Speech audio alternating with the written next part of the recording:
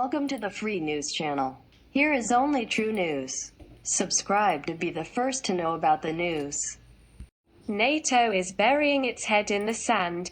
The outcome of the alliance's emergency summit with Biden, Germany and Hungary are blocking an embargo on Russian oil and gas. However, the European Commission rejects the possibility of payments for Russian energy in rubles. A month since Russia attacked Ukraine. The month as the war continues on our earth. And exactly 1 month later, on Thursday, March 24, the leaders and prime ministers of 30 NATO member states gathered for an emergency summit in Brussels. But here's the paradox. The farther from Ukraine to the west, the less people feel the threat of war.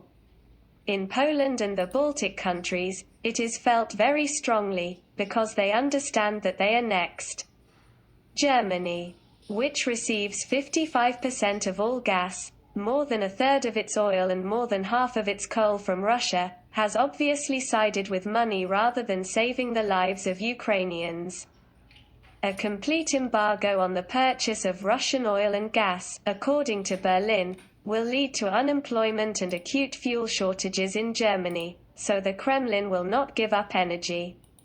Instead, French President Emmanuel Macron is very confused by the famine in Africa that Russia's war against Ukraine could cause. After all, both we and Russia are the main suppliers of grain, oil and other food products.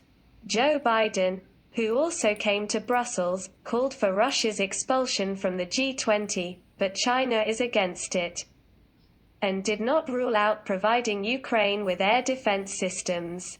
However, the United States still opposes the provision of fighter jets to Kyiv.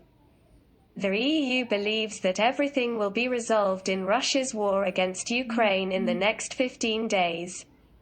Putin has a different opinion.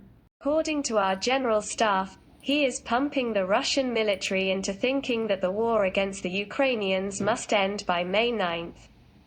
And increasingly, high-ranking Western cabinets are talking about the possibility of Russia's use of chemical, biological and even tactical nuclear weapons.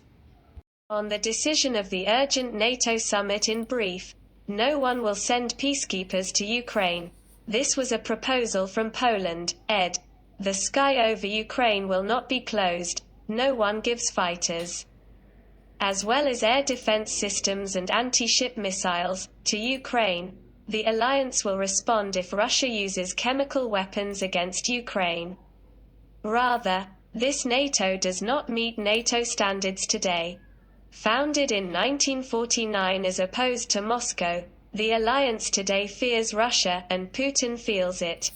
Western capitals continue to reiterate that NATO's key role is to prevent a Third World War.